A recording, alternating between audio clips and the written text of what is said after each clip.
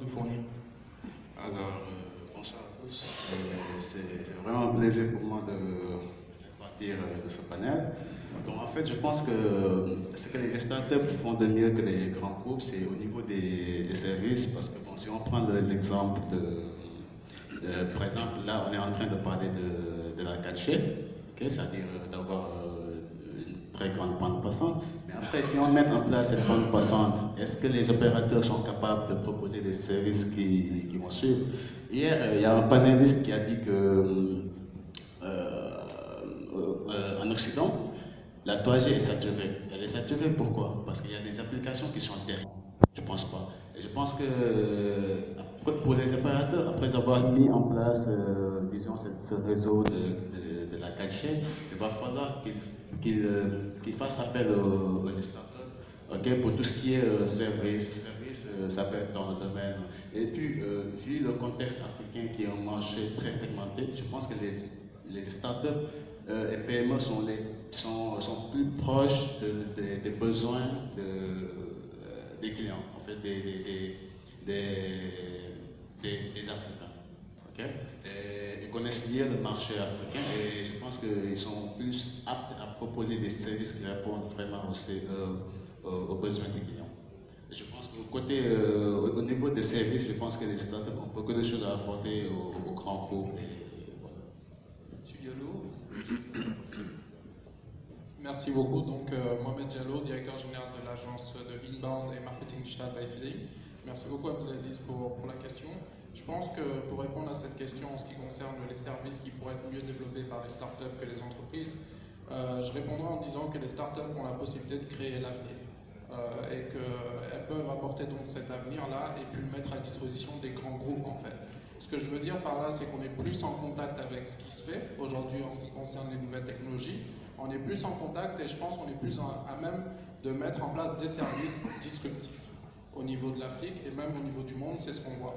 Avec des services et des technologies comme la blockchain, comme les bitcoins, comme Uber, Airbnb, des services de l'économie collaborative, mais qui ont un point commun, qui ont été mis en place par 2 ou 3 personnes en fait. Et donc tous ces services qui tournent autour de l'économie collaborative, tous ces services qui tournent autour de l'amélioration de l'expérience client et qui tournent autour de l'innovation, je pense que les startups sont plus à même de les mettre en place. Monsieur, si vous êtes donc, je le rappelle, de Africa Open Innovation, comment est-ce que cette initiative et vos activités d'une façon générale favorisent la collaboration entre les startups et entre ces grands groupes? Ok, donc pour répondre à ces questions, je pense que je vais un peu vous donner en fait, la motivation, ce qui nous a poussé à créer Africa Open Innovation. En fait, si on regarde sur le rapport de la Banque mondiale, okay, c'est le rapport de 2015 sur la compétitivité en Afrique. Okay? Et là, sur ce rapport, on dit que l'Afrique est, disons, le continent le moins compétitif au plan international. Et sur les points marquants de ce rapport, le point qui nous dit que l'Afrique rencontre depuis longtemps des difficultés pour renforcer sa compétitivité. Okay? Et bizarrement, le paradoxe, c'est quoi? C'est que malgré 15 ans de forte croissance économique, l'Afrique est toujours moins compétitive. Et il y a un problème aussi qui se pose au niveau de l'Afrique. Je pense que le problème, c'est quoi? C'est que est-ce que les Africains ont compris, en fait, c'est quoi soutenir l'innovation? Parce que pour moi, l'innovation, c'est pas un nouveau service, un nouveau produit pour dire que, genre, pourquoi j'ai pas créé Google ou bien j'ai pas créé l'iPhone. En fait, soutenir l'innovation, c'est quoi? C'est de mettre en place des systèmes innovants, des systèmes endogènes innovants. Les systèmes endogènes, c'est quoi? En fait, ce sont des systèmes qui permettent l'émergence d'innovation. Par exemple, un exemple que je peux prendre, c'est le mobile banking. Le mobile banking n'est pas une innovation. En fait, c'est un système innovant qui permet après d'avoir des innovations. Okay? Et là, si on regarde le mobile banking, il y a des innovations qui émergent. Okay? Je pense que si on arrive à mettre en place ce système-là, ces systèmes innovants-là, on va arriver à soutenir l'innovation. Et c'est ce qui nous a, nous, motivés, en fait, c'est le constat que l'Afrique n'est pas compétitive. Et la solution qu'on a trouvée pour contribuer à corriger ce déficit-là, en fait, c'est l'open innovation. Okay, on s'est dit que l'open innovation est un système innovant parce qu'en fait, ça permet de mettre en relation les startups et les grands groupes, en fait, de favoriser la co-création. Et puis, je pense que actuellement, les entreprises doivent être prêtes pour s'ouvrir aux startups.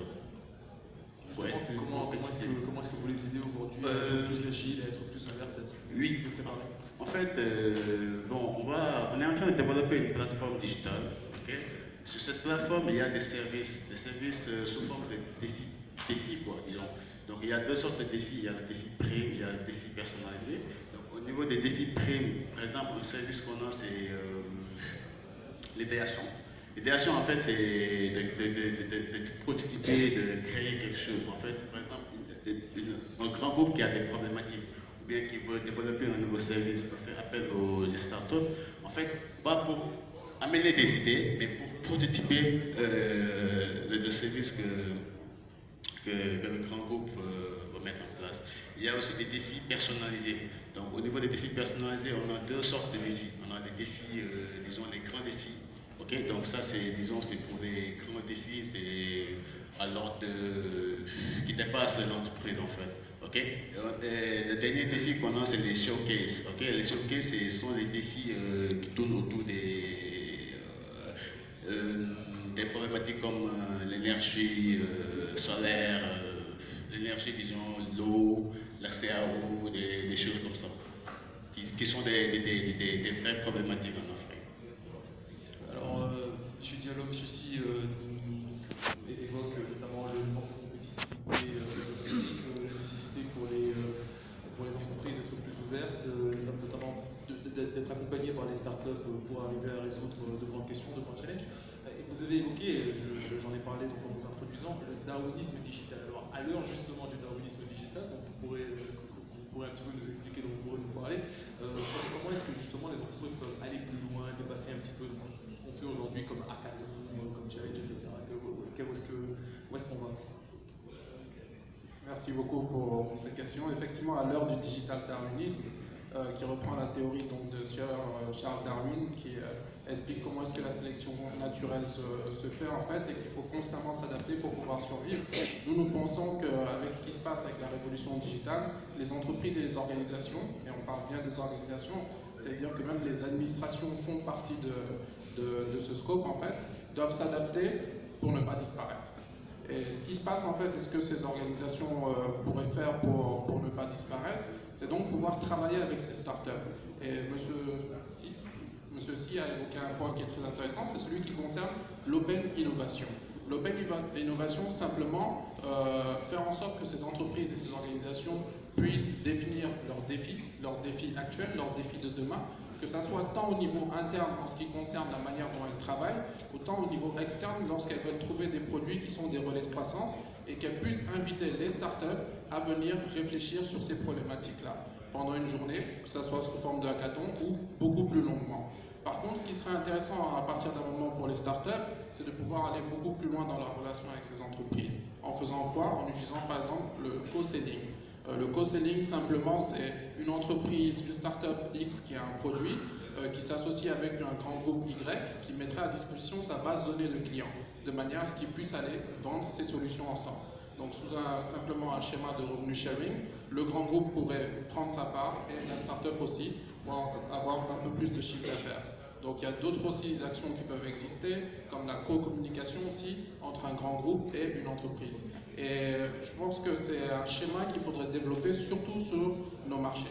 Je parle de nos marchés, nous, Bifili, on connaît très bien le marché sénégalais. Et par exemple, les opérateurs, que ce soit la Sonatel, Tigo ou Expresso, pourraient véritablement entrer dans des dynamiques de co-selling avec des startups de la place. Alors, je crois que c'est M. Oté qui nous a rejoint. Donc, je rappelle que M. Oté est le cofondateur de Ampion. Ampion est une start-up qui permet aux jeunes de tout le continent africain évoluant dans le domaine d'éthique de réaliser leurs rêves, de créer leur propre start-up, notamment à travers le Venture Buzz. Donc, je vais vous demander de nous parler un petit peu. On va commencer par ça. Alors, qu'est-ce que le Venture Buzz? Quelle est l'idée derrière? À quelle problématique essayez-vous d'apporter une réponse? J'étais dans leur lobby, donc des Nigériens, ils ont besoin de plus de support, ils ont de plus de utile pour vraiment créer, installer quelque chose qui va vraiment avoir un effet sur la vie des gens. Donc on a fait genre un programme virtuel pour vraiment, c'est un genre d'accélérateur virtuel. On a fait ça, c'est un programme de 16 semaines. On a fait ça depuis 2014. Et là, à Nairobi, on a 2 accélérateurs. Il y a une qui est ciblée sur e-health et le deuxième, c'est sur FinTech et agriculture. Et les choses qu'on a vues, c'est les entrepreneurs en Afrique, je crois qu'ils ont besoin plutôt d'opportunités et pas nécessairement comme vous avez dit, vous avez mentionné revenue sharing. Je ne suis pas sûr si revenue sharing, si ça c'est la meilleure façon de vraiment lancer une entreprise, de vraiment réaliser l'agrandissement de l'entreprise. Et moi, je pense qu'en fait, la façon de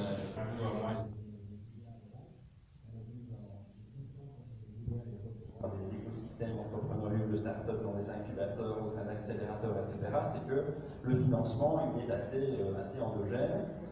Les promoteurs mettent leur temps, une partie de leurs ressources financières lorsqu'ils en ont. Premièrement. Deuxièmement, parfois la famille m'encourage de venir aider. Les concours sont mis en place et les startups les plus prometteuses souvent parviennent à obtenir un certain nombre de soutiens, de subventions pour développer par exemple et le talent.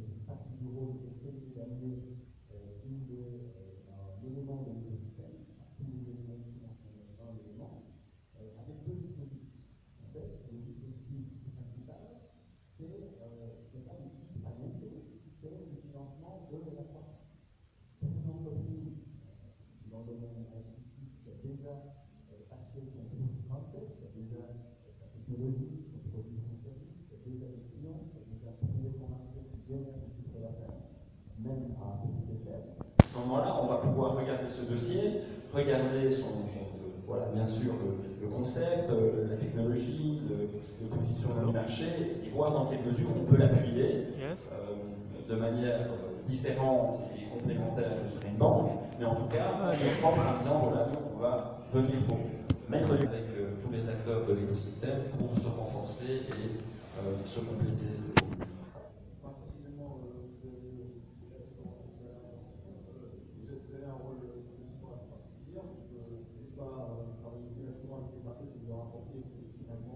Beaucoup de facteurs de l'écosystème de l'entreprise, parce que l'autre, vous avez une vocation quelque part à créer des relations qui n'existent pas encore. Alors comment est-ce que vous voyez dans les années à venir en termes de soit de collaboration, soit justement des positions indépendantes des personnes qui sont en groupe et des autres acteurs qui vous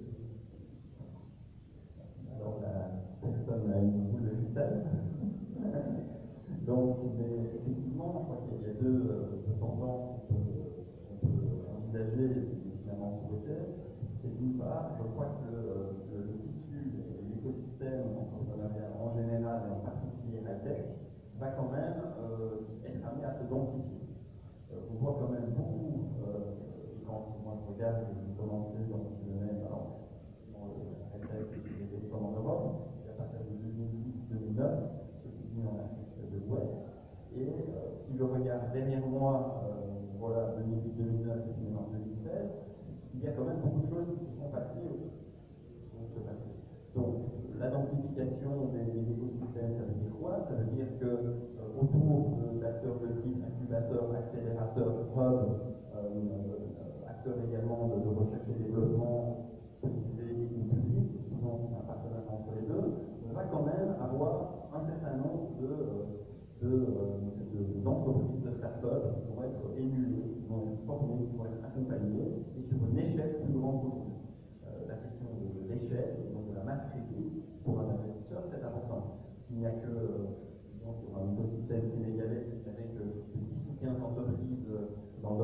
prêts dans lesquels on pourrait investir, ce serait évidemment problématique. Il faut qu'on en ait des dizaines, des centaines, etc. pour l'entreprise, finalement pour l'investisseur aussi. Donc je crois que d'une part, assez naturellement et de manière, avec tout ce qui est en train de se mettre en place au niveau politique public et au niveau valeur aussi, entre les deux, eh bien, cet écosystème va s'amplifier. De l'autre côté, je crois aussi que les groupes, les grands groupes, s'intéressent véritablement à nos sujets. Évidemment, il y a toujours les grands opérateurs télécoms, ce sont les premiers à s'intéresser à ça, mais pas nécessairement les seuls. Juste d'illustration, notamment des capitales, nous sommes très heureux de monter la Sonatel, donc la filiale groupe d'Orange, dans notre capitale.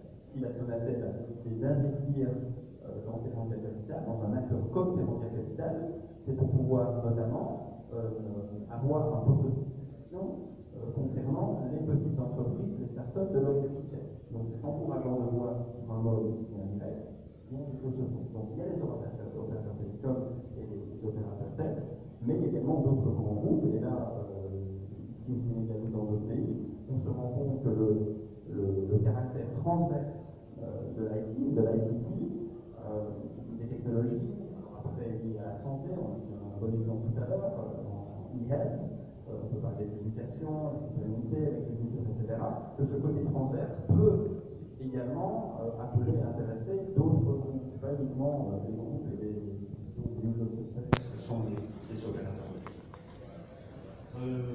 Dernière intervention. Oui, en fait, je voulais contribuer sur la question du financement en Afrique parce que c'est un domaine sur lequel nous sommes aussi, c'est-à-dire que même nous le faisons d'une autre manière. Okay? En fait, nous, ce que nous faisons, c'est que nous essayons un peu d'aider les entreprises, les entrepreneurs sur toute la chaîne entrepreneuriale, en fait, de l'idée jusqu'à la vente du produit. En fait, nous faisons aussi du prototyping, okay? Si par exemple un porteur de projet a une idée, juste une idée, okay? On essaie de valoriser aussi l'idée d'abord pour passer au prototype. Si, disons, l'idée a déjà un prototype, okay? Nous avons une plateforme de crowdfunding qu'on va mettre en place, qui est, disons, une plateforme de mobile funding, okay? Qui est basée sur le mobile banking. Okay? Donc, on essaie de trouver actuellement une solution qui va couvrir toute l'Afrique. Donc, ce qui permet à toute personne qui se situe sur le territoire africain de pouvoir contribuer sur n'importe quel projet. Et aussi, nous visons la diaspora. Donc, sur la même plateforme de crowdfunding, nous avons une plateforme d'e-commerce. C'est-à-dire quoi? C'est-à-dire que si les projets sont financés, okay, on sait qu'en Afrique, les startups ont un problème du côté de la distribution. Okay? C'est un réel problème. Donc, nous, pour contribuer à la résolution de cette problématique-là, nous avons sur la même plateforme une plateforme d'e-commerce qui permet aux personnes qui ont contribué sur les projets de pouvoir revenir sur la même plateforme et acheter les produits de ces startups-là. Donc du coup, le porteur de projet a déjà le financement qu'il lui faut et il a déjà, disons, un espace où il peut vendre ses produits. Oui, je voulais juste vite ajouter qu'en fait, parce que vous avez parlé de la croissance et qu'est-ce que les startups ont besoin de vraiment grandir. Et ça, il y a une différence entre juste l'investissement et puis grandir. Je crois qu'en fait, ça c'est le rôle des grandes entreprises et c'est un peu compliqué. Et c'est aussi où je vois les opérateurs peuvent jouer un rôle assez spécial. Parce que normalement, les grandes entreprises, il y a beaucoup de grandes entreprises, je peux dire par exemple la banque, ils cherchent, chaque banque en Afrique cherche pour les nouvelles startups de fintech.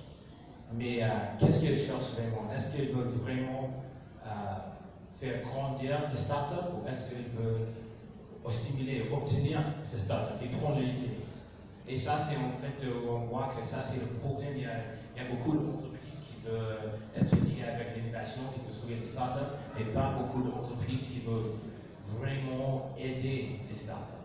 Et moi, je crois, et je ne vais pas dire que les opérateurs font ça bien maintenant, mais ils sont dans une position de faire ça parce qu'en fait, pour eux, une grande startup, c'est bon pour eux. Donc en fait, ils peuvent vraiment dire, ok, vous êtes une startup dans le domaine high-tech, ICT, comment est-ce que je peux vous aider? Pas parce que je veux votre idée, je vois un moyen que je peux prendre les entrepreneurs ou les CEO pour moi. Mais si vous allez vraiment faire pousser le chiffre de gens qui utilisent les réseaux? Ou est-ce que vous allez vraiment améliorer la vie des gens parce qu'en fait ça va améliorer notre marché? Puis ça, je crois que c'est un partenariat qui peut vraiment marcher. Et aussi, nous, on a exploré un peu l'idée de long term fund il y a 2 ans. On a dit qu'en fait, il y a assez de fonds. On a vu qu'en fait, les entreprises ont besoin de, comme j'ai dit avant, pour grandir, c'est vraiment, on dit ça, et venture building. Et ça veut dire que, OK, qu'est-ce qu'on a besoin de mettre en place? Qu'est-ce que sont les outils opérationnels qu'ils ont besoin pour faire grandir le business? Parce qu'en fait, si le business est assez grand, si le marché potentiel est assez grand, c'est assez facile de trouver l'argent. Donc, ils n'ont pas besoin de, OK, nécessairement juste le financement, ils ont besoin de l'utile et de support pour faire grandir le business. Ça, c'est quelque chose de petit subtil que je voulais juste dire.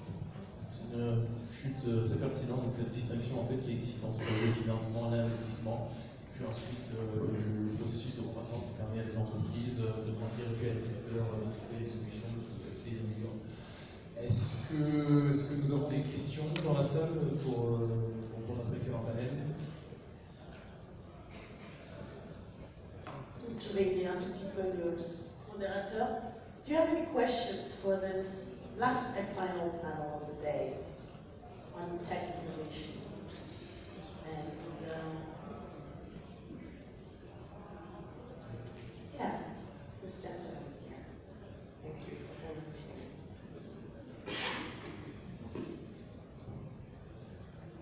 Jean-Jacques Tal.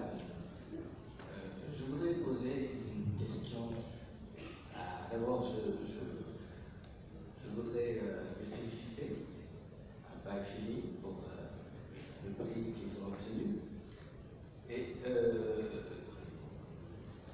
vous savez, l'innovation va toujours avec culture de l'échec. Et c'est cette culture de l'échec qu'on a souvent pas en Afrique. Alors, question comme ça au panel, est-ce que la première idée a été la bonne pour vous? Je pense qu'on va commencer avec Arnaud qui, je sais, pas mal de choses à dire sur la question des chiffres. Pour répondre à votre question, la première idée n'a pas été la bonne. La première idée n'a pas été la bonne. Bike-feeling, c'est pas, à mon niveau personnel, c'est pas ma première expérience entrepreneuriale. J'en suis à ma 3e expérience entrepreneuriale et j'ai arrêté pour diverses raisons, parce que c'était trop compliqué, parce que je ne trouvais pas de marché, et puis parce qu'après ça ne m'intéressait plus, ou simplement, principalement parce que j'avais plus de marché. En ce qui concerne Bike-feeling, nous, il faut se dire qu'on a développé pas mal de choses depuis le lancement de Bike-feeling. D'abord, on était vraiment spécialisé dans le développement de sites web. Après, on s'est rendu compte que ce n'était pas forcément le bon créneau, et on est passé à la conversation digitale. Donc on a fait une migration une évolution en termes d'idées, en termes d'activités, et aujourd'hui on en est au inbound marketing. C'est encore une autre évolution du marketing, et pour nous ce sont des paris qu'on fait. Ce sont des paris qu'on fait en se disant que c'est la méthodologie qui compte aujourd'hui et qui comptera dans les 5 prochaines années. Mais ce qui est important, au-delà de l'échec, c'est de pouvoir essayer. On peut essayer, on peut échouer, mais le plus important c'est de pouvoir rebondir pour ensuite se dire on investit dans telle ou telle autre idée en fait. Et je pense que c'est d'ailleurs cet échec qui nous fortifie et qui nous aide en fait à aller de l'avant. C'est vrai que dans nos cultures, on a très peur de l'échec, et c'est pour ça d'ailleurs qu'on ne prend pas beaucoup de risques. Parce qu'on se dit, avant de pouvoir mettre en place cette décision, avant de pouvoir prendre cette décision, avant de pouvoir agir, il faut que je minimise les risques en fait au maximum. Alors que lorsqu'on entreprend, lorsqu'on met en place une start-up, il faudrait peut-être réfléchir un peu autrement. Oui, l'échec fortifie, mais moi personnellement je ne crois pas à l'échec. Pourquoi? Parce qu'en fait, mon projet, disons notre projet est très particulier. Parce qu'en fait, au début, c'est mon premier projet avec mon équipe, et c'est un projet, disons, qui est futur. C'est-à-dire que mon équipe, je l'ai rencontré sur Internet, on a commencé à travailler, on a fait, disons, 1 année, 6 mois à réfléchir sur notre projet, et on faisait des réunions tous les samedis. Okay? Au début, on n'avait rien de concret. Et maintenant, on est, disons, on est au niveau du Sénégal, on est 7. Okay? On est 7 personnes ici. Et Et au niveau, on a des extensions au Cameroun, Côte d'Ivoire, Algérie, Canada et en France. Donc je pense que ce premier projet pour nous, ça sera un succès, pas un échec. Et nous croyons pas à l'échec. Et c'est vrai qu'aussi notre écosystème, c'est vraiment un écosystème qui favorise pas vraiment l'entrepreneuriat. Parce que bon, tu vas voir des gens qui vont te décourager. Donc tout ça, c'est à prendre en compte. Mais si tu crois vraiment, si on croit vraiment à son idée, je pense que ça ne peut pas être. On ne peut pas tenir compte l'échec.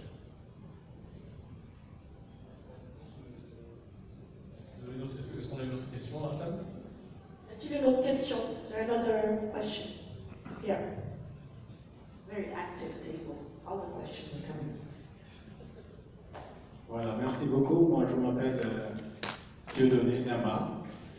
Je suis fondateur de Dama Concierge Service. C'est une structure de conciergerie de services, de conciergerie privée et d'entreprise au Sénégal, en fait. Alors, ma question est beaucoup plus spécifique à M. Olivier, cofondateur de Teranga Capital. Je voulais savoir quels sont vos domaines d'intervention au niveau des entrepreneurs. Est-ce que, par exemple, le domaine de la conciergerie vous intéresse?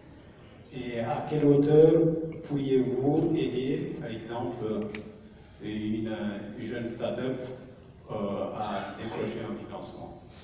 Merci. Merci monsieur. Effectivement, donc, nous, je ne l'ai pas précisé, mais Teranga Capital, alors on est généraliste au niveau des secteurs d'activité, sauf tout ce qui est illicite, donc on ne va pas exclure a priori un secteur ou un domaine d'activité, tout en sachant qu'on va vouloir favoriser des secteurs qui sont effectivement porteurs de valeur ajoutée qui peut se traduire de manière différente. On parle de high-tech ici, dans d'autres domaines, on va regarder l'agro-business et on va voir quels sont là des éléments de bottleneck, de